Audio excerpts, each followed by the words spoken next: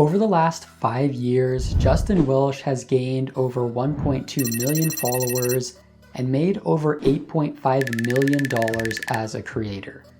But life wasn't always so rosy. Back in 2018, Justin was so burned out at his job that it caused a massive panic attack and inspired big changes in his life. But how did he transform his life so quickly? How did he go from a complete nobody to making millions in just a few years? In this video, we're going to break down the 4-step process Justin followed to grow from 0 to 1 million followers and make a cool 8.5 million along the way. After suffering the panic attack in 2018, Justin decided it was time to take a step back. So he let his bosses know he would be leaving and ended up spending 7 more months at his company before parting ways. And in Justin's words, burnout doesn't happen from working too much. It happens when you lose control. So what he wanted to do next was regain control. Since he knew he would be leaving his job, he figured it would be a good idea to generate some attention. And he liked writing, and one of his employees was writing on LinkedIn, so he decided to start writing there. And at the start, Justin's experience was similar to most people. You started writing. The experience for a lot of people who start doing that is crickets, just nothing. What was your first experience upon beginning to publish? Same.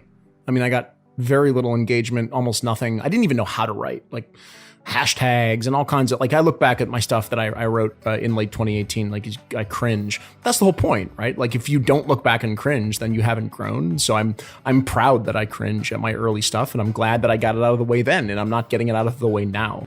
Justin didn't know how to write and got very little engagement, but he studied other successful creators, and about 4 or 5 months later, one of his posts went viral on LinkedIn. Then, using what he learned from that post, he was able to grow his following to around 20,000 by the time he left his job. Now, at this point, you might be wondering what Justin wrote about and how he decided on that. Well, I'll let him explain. You know, one way is just pretty simple. It's your practical experience and it's your credibility. So what have you done at work, right? Like, for example, I was a VP of sales and a sales leader for, I think, 15 years, 16 years, right? So that was pretty easy. So the first thing that I did when I quit my job was I didn't become the creator that I am today. I built a consulting business helping healthcare startups grow, because that's what I'd done for 16 years. So it was like easy transition, right? So one way is practical experience and credibility. Another one is just what I might call like a learned obsession. It's that thing that you don't do for a living, but you're completely obsessed with. So I pivoted over time. I went from helping healthcare startups grow to becoming a creator and maybe what you might call like digital marketing, for lack of a better description, right? And solopreneurship and things like that. I was obsessed with that. I never did it as a career up until me doing it now. But like, I was reading every book, I was listening to every podcast, I was reading every blog post I could find. I was tinkering with tools, I was doing marketing on the side, creating content, lead magnets, webinars, everything, right? Because I was super obsessed with that. And that was an obsession that I just learned. And since I learned it over time, I became an expert without having, traditional experience or having it in my title at work or anything like that. So that's another thing that you can do. And a lot of times people are obsessed with something that's completely unrelated to their job. The third thing that you can look at is just, what do people come to you for advice for? Like, we all have family and friends that come and they say, oh, Peter's really good at X, or man, Justin, I was thinking about you because I have this one problem and I know like you're the guy who can solve this thing. And maybe you're good at 3 things, right? But it's like, keep your eyes and ears open for those things. We're in such a fast-paced world. We're moving so quickly. We're not paying attention to much. We're consuming and creating. We often don't stop and like pause and be cognizant of the things that people are coming to us for help for. And those can be really awesome things to build a small side hustle on. And last is just problems you've solved for yourself. So like right now I have a problem in my business and I'm actively solving it. And as I solve that problem, I'm like, this is a cool product. This is a cool service. Like, if I'm having this problem, How many other creators are having this problem and would pay a lot of money to solve it? So the 4 ways Justin outlined for finding your niche are: number 1, practical experience and credibility; number 2, learned obsession; number 3, what do people come to you for advice for; and number 4, what is a problem you've solved. Something else to consider here is the difference between specificity and virality. Justin encourages asking yourself, what do I want to be known for? And then becoming the person that solves that specific problem. Justin is not simply trying to get as many views as possible, he's selling a product. So his content focuses on a specific problem that his product solves in order to attract as many customers as possible. More on this later. Building further on specificity, Justin recommends picking one platform and mastering it before moving to other ones. This allows you to dominate on one platform rather than spreading yourself thin while you try to learn 4 platforms at once. So in Justin's case, he started on LinkedIn and wrote there for about 3 years until he felt like he had mastered it, and then he moved to Twitter because it's pretty similar to LinkedIn. If Justin had tried to grow on LinkedIn, Twitter, Instagram, TikTok, and YouTube all at the same time, he likely wouldn't have 1 million followers today. Once Justin got the hang of being a creator, he created a system that allowed him to pump out content every day, and he calls it the hub and spoke model. He starts by writing 1 piece of long-form content a week, and this is the hub. Then the spokes are different templates that follow the same topic as the long-form content, but they are posted on social media. So for example, let's say Justin writes a newsletter about how to make your first dollar online. That is the hub. Then he looks at each of the spokes and creates 1 to 2 pieces of content for social media based on each spoke. So a story about making your first dollar online, an observation about making your first dollar online, a listicle, a contrarian take, etc. Then he doesn't just schedule these posts all in a row, he staggers them over the next 6 to 12 weeks.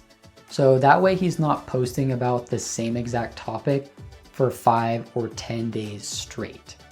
This system allows Justin to post content every day and avoid moments where he wakes up and has to decide what to post that day. Instead, everything has a very clear strategy behind it. Once Justin had his system in place, he stuck to it, doubled down on content that did well, and watched the followers roll in.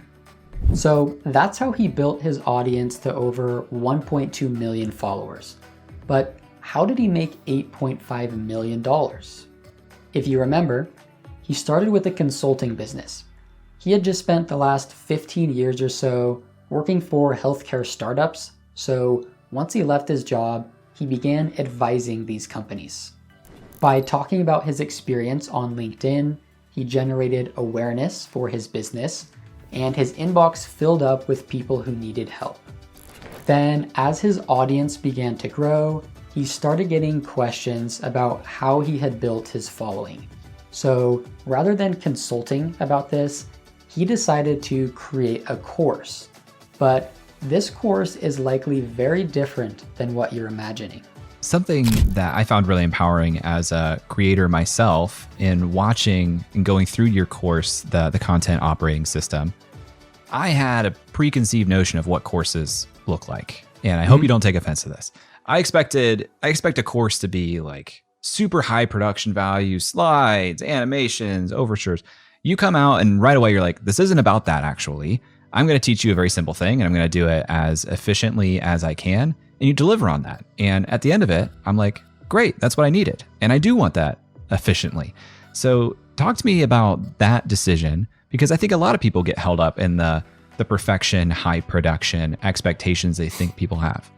You know, it came from, again, thinking about myself, like, how do I like to consume? So I make an assumption that people are like me, which, by the way, is a bad assumption and probably shouldn't be made by other people. But that's how I think. I'm like, what do I like to consume? How do I buy? How do I like to watch courses?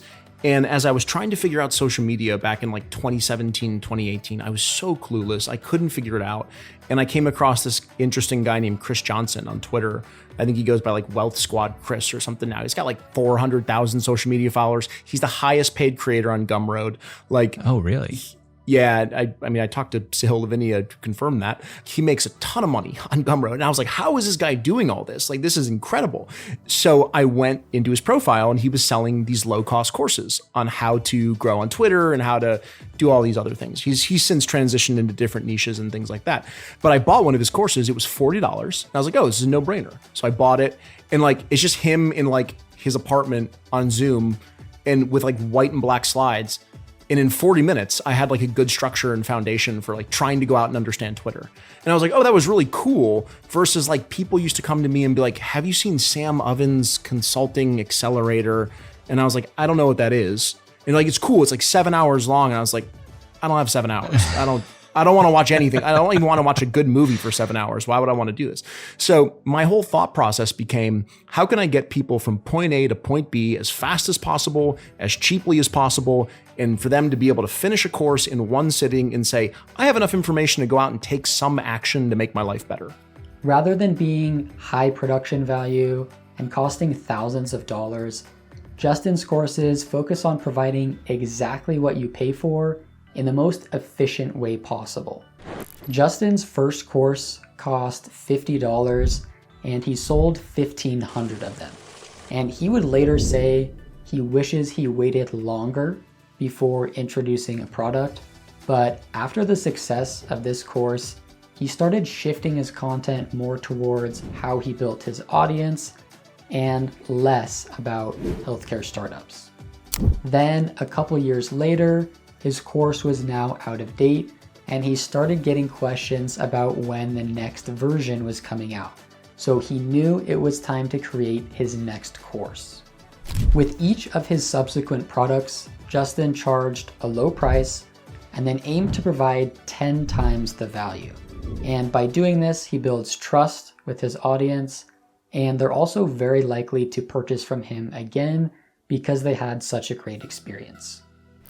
To help sell his products, Justin forms the creator funnel, which starts at the top with generating awareness through organic social media, then building trust through long-form content such as a newsletter, deepening relationships through one-on-one interactions, and then monetizing through products and services. Every piece of content he makes is aimed at moving people down the funnel until they buy one of his products. So that is how Justin Welsh grew from 0 to 1 million followers and made over $8.5 million along the way. If you're interested in learning about another creator who monetized his audience, check out this video about Alex Finn.